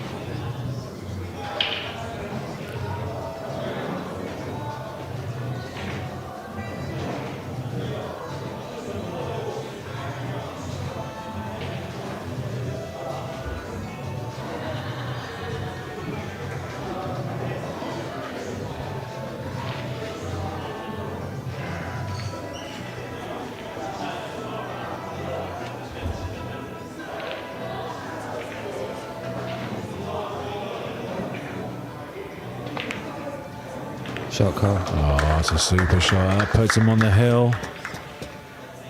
Seems like his fan club has turned up. Is that Carlo Blasi leading it? Yeah, funny enough it was actually, yeah. Well, Phil Wildman, he's obviously out, so he's come and joined the arena. Yeah, we've got a nice little smattering of fans watching the Tier 2 final, which is lovely to see. Yep. Karl's a popular bloke in this neck of the woods. He's over from Wickham area, isn't he? Yeah. So yeah, he's got a little Wickham crew. Yeah, plays in the Raging Bull High Wycombe. Oh no, yeah. Crikey, those tables in Raging Bull, jeez. What's wrong with them? Well, drive a car into any of the pockets. No. I mean, to be fair, isn't it Russell, I think, who runs the place? Yeah, He does a really, really good job of it he does. on the limited resources that he's given. Yeah. I have played there a few times. It's a really nice atmosphere in there. I've always enjoyed playing there. I've got a lot of respect for Russell, actually. He puts so much effort in. But frankly speaking, they need to invest in better tables. But they are the best, well, some of the best SAM tables in the area, to be fair to him. So can't criticise Raging Bull so much. There's Ben. Hey up, Ben.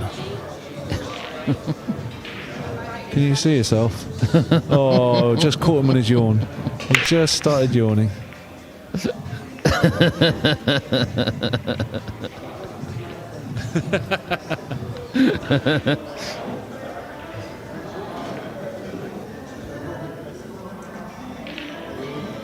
Right, so Karl's on the hill. James has got a lot of work to do now. I predicted a 9-7. Did we say it's £100 if I get the score right? Something like that, yeah. Yeah, nice one, Paul. You're going to owe me £100 soon.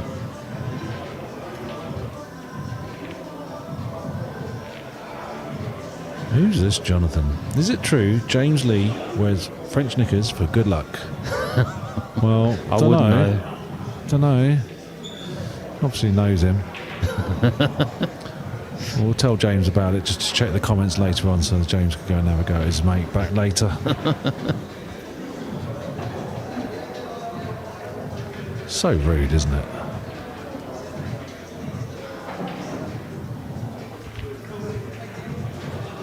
Alright, how's he going to play safe here?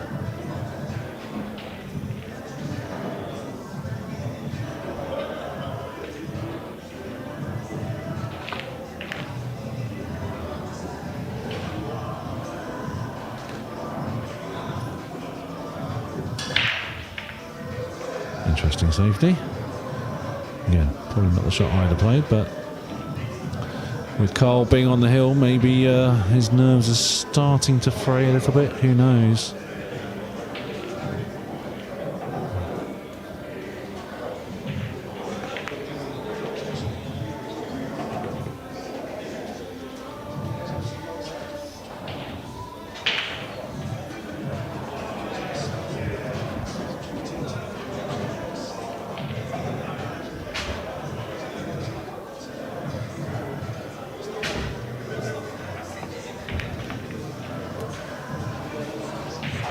Oh my days. What has he done? Sure, he put some right hand side on that. I don't really see why you'd bother. You could have just dropped that in, bit of top, put the ball in the middle of the table, and then that gives you a perfect angle to come up for the 4 from the 3. So, yeah, not entirely sure why he played it that way. Definitely can't see it properly because he keeps shaking his head, so Having to swerve. oh, he's done well there. I think this is the key shot of the rack coming up. Oh, it certainly is. It's interesting, actually. You know, if it's Fraser Patrick coming down for this shot, or something like Stephen Ellis, you think, well, this is in 100%. But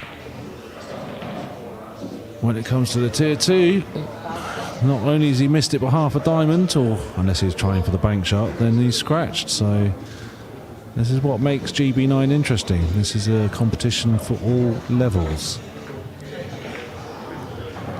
Not saying that James is no good, but the pressure does get to the players who are not frequently in finals. Thank you, Barry. Thank you, Barry French.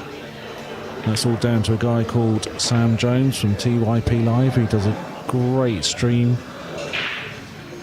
I echo those. I echo let down by those words. Yeah, let down by the quality of the commentary. What are you saying? Well, I don't think we're going to be taking over from Phil Yates or Karl Boys, put it that way, but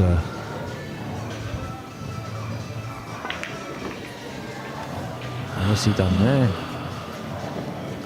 I was literally about to start saying, well, this is all going to be all over, but no. Right, maybe I better... I was about to start putting my microphone down, getting ready for the presentation, but That's not going to happen now, is it? Or is it? Little bank shot here. Good shape in the 8. No! He's so undercooked that. And Karl looks a bit miffed. In fact, that's the first time I've actually seen Karl look a bit miffed, actually, this final.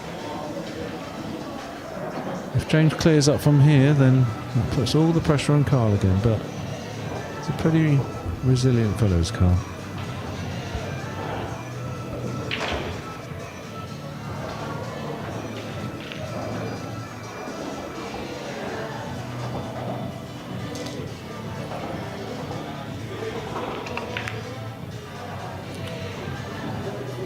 Yeah. Tough shots played, but he's got the hook. Does he raise his hand in apology? Nope. He's just thinking lifeline. Karl's going to jump it.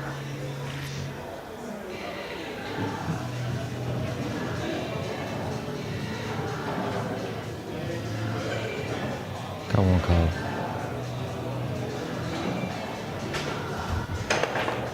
Oh. It's not a very impartial thing to say. No, Yes, I did pick up on that. you did.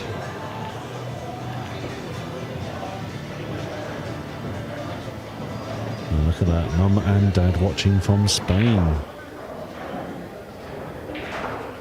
Wow. Huge amount of support for Karl.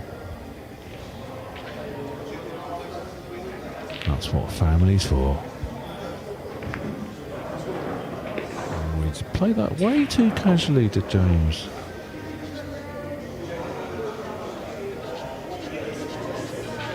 Giving himself a tough putt.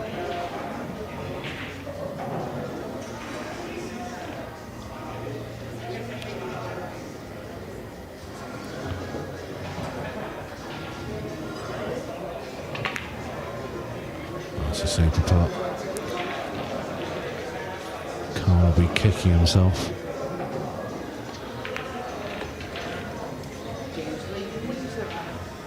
At 8-7. 8-7. So I'm going to get the 100 quid off you. I need Karl to win that next rack.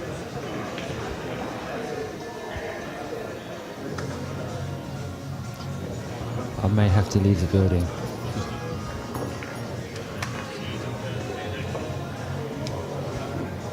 Cheers, David. Awesome. Thank you very much. Appreciate it.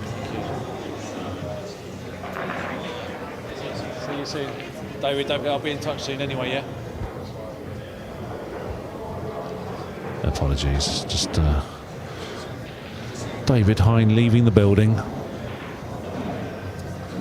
It's been really nice to have David Hine around this event. He actually popped down for event 1, but only for a few hours just to see what on earth all the fuss was about. Yeah, it's been good to see them this weekend. Yeah, and then yeah, David and Sarah, so yeah, came down, saw what the event was about, and said, well, that's it, I've got to sign up for event 2. Signed up for event 2, and he's been ever so complimentary. So he's signing up for event 3 as soon as he can. So honestly, what that kind of stuff means to me, because having people who've played GB9 pre-COVID, obviously now to the resurgence of GB9, a lot of people have been saying to me how the integrity of GB9 has been kept. The vibe, the spirit, the culture is all there. And then, you know, I totally get it. A lot of people were always going to be sceptical. It's like, who on earth is this damn Sue trying to basically resurrect GB9, and why on earth should we trust him? You know, he's basically done things that potentially a lot of players don't like, which is unfortunately moved it back to a club, but I think the club's right for GB9. And as I've explained before, this is certainly because of financial issues. We can't afford £5,000 per event as a hotel in Telford, so we don't have much of a choice. But a lot of the GB9 regulars from before have been attending these events, and seem to love it, which is obviously really positive. So the more players that come back to GB9, the better, because I want everybody to be involved. I want everybody to feel included. And of course, every event we do basically bang the mantra that we are going to keep finding improvements and do it for the players and for the game.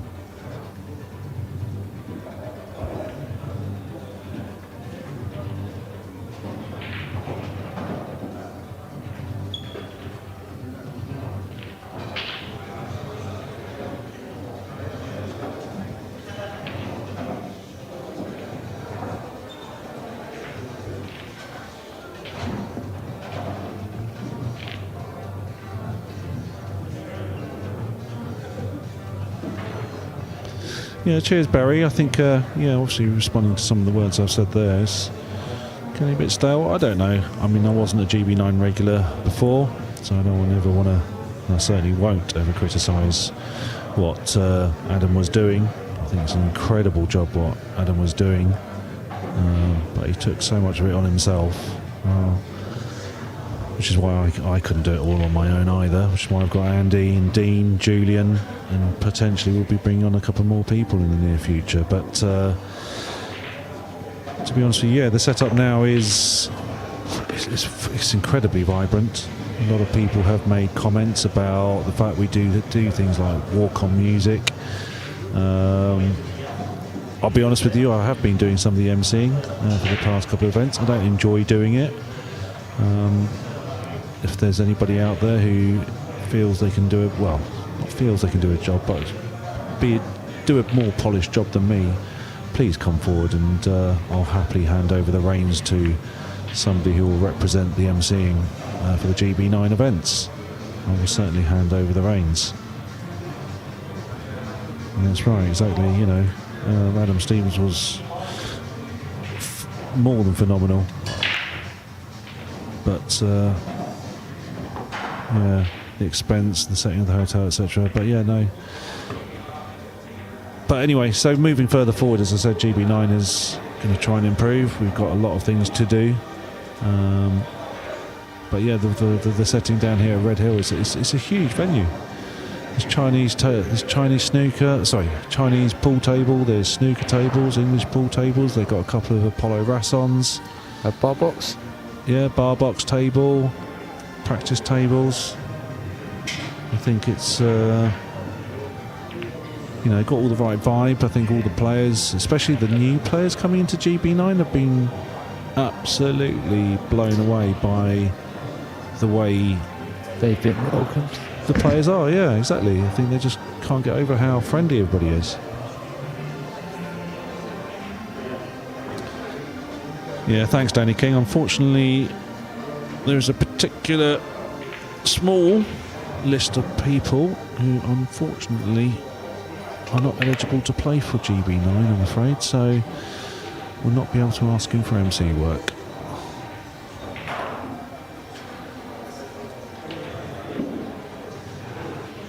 Feel the tension now between Karl and James. There is a lot of tension compared to the first opening packs, isn't there? Yeah, I can feel it.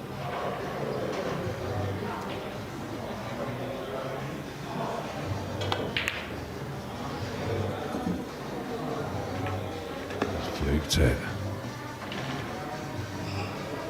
It's not on the 3 though.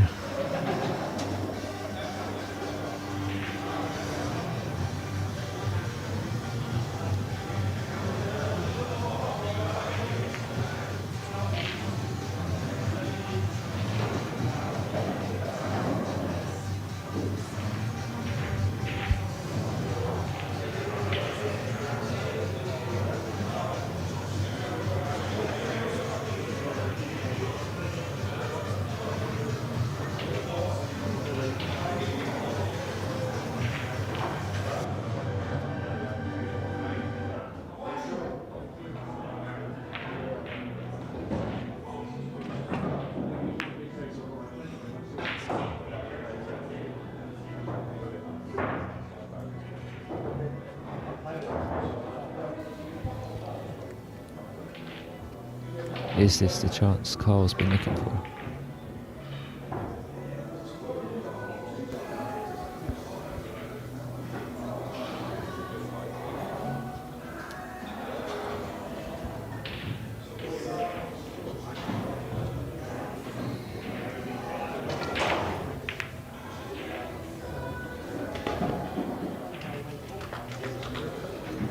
What's that, 5 pass?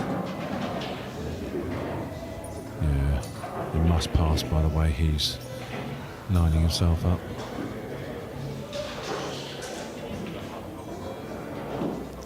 And it does, I guess, yes, then he must be favourite to clear up from here. There you go. Oh, don't think he expected that little bump. Just makes it a little bit tougher. He's going to have to put a little bit of a stroke on this. Bounce off 2 rails, up and down. Yeah. Oh, he's so tentative. He's just not put a stroke on it. He's so tentative. I think that shows the nerves. Yeah, he's gone back to his seat and he's swinging his arm around as if to say, "Why didn't I put a stroke on it?" Play it up and down, 2 rails. Shaking his head. But that's what shows. Suddenly the decisions and your shots suddenly go completely pear-shaped when you're under a bit of pressure. It shows how much winning this tier 2 it means to the players. I always find that an odd thing really. If you're playing in practice, I guarantee he would have just banged it up and down. It's so easy, honestly.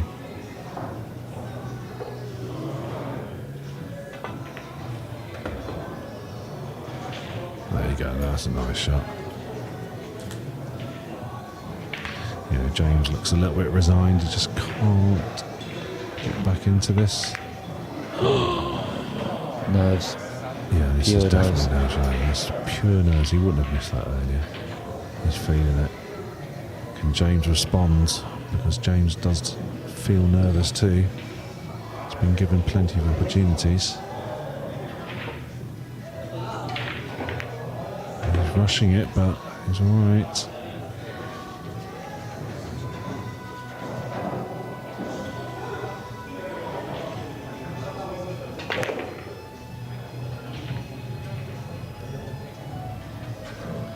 Wow, they're going to go hill, hill.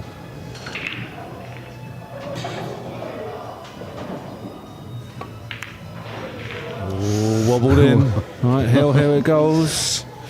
1 rack shootout.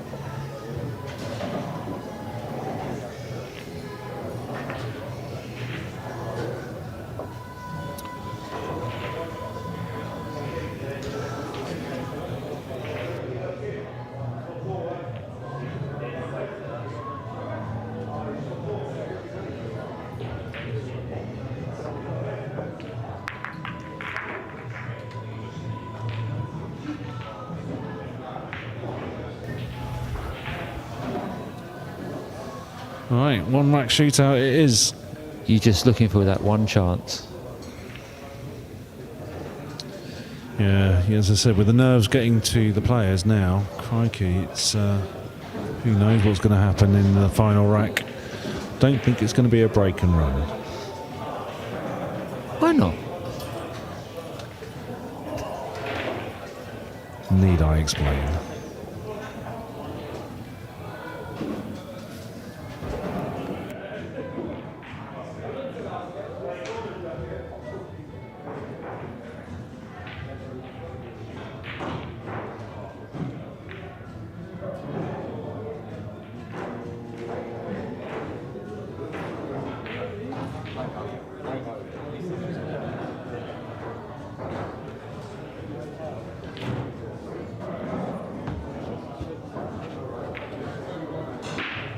Final rack. James Lee to break. Right, James Lee must be hoping golden break, golden break, golden break. Come on, and no golden break. So that's 6 going in. No, and look at that layout. Road map. Yes, Barry. The T1 final is coming up as soon as we finish the Tier 2 final. Yeah, this is primed for Karl to run out. Just got to steady his nerves, just play as he has been for most of the match. Where's the cue ball going? Oh my days.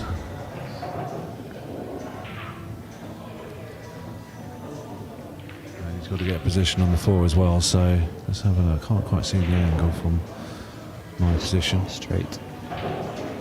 Dead straight, yeah. No.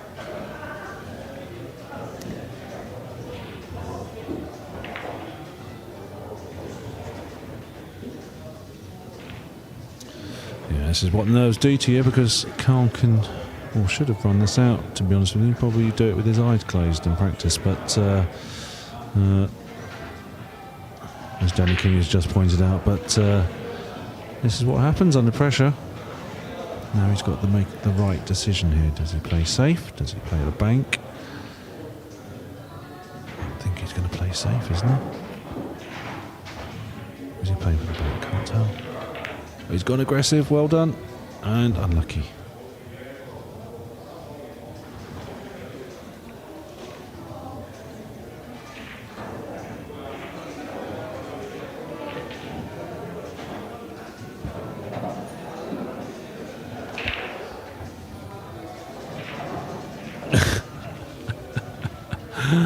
Oh dear. Freddie says, if he wins, he will never shut up about this. But he wants that to happen. Oh, bless. That's so nice. Shot James. Yeah, again, James is now in pole position. Really should clear up. But there is no such thing as should in this game. Anything can happen.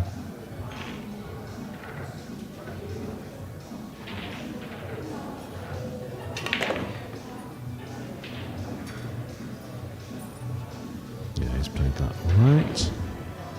It's all about the angle on the 7.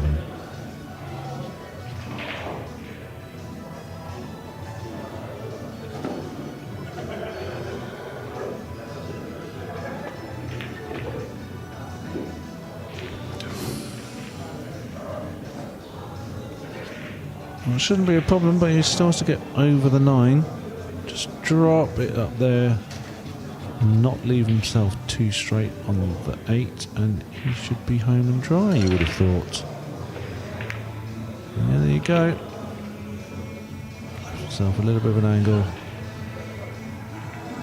It's now James's turn James's turn to hold his nerve. Not do anything silly here. And he hasn't. Just played that to perfection.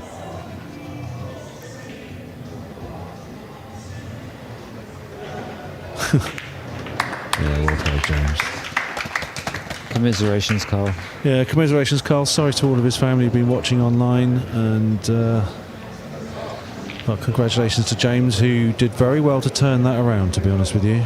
So, thank you very much. We're going to do a very quick presentation, and then... Thank you for having me. Yeah, thank you, Paul. A pleasure to have you on board. And for the Tier 1 final, we are going to hand over to Carlo Blasi and Dave Hopkin, who will be running the comms. Thank you very much, everybody, and stay online so that you catch the Tier 1 final.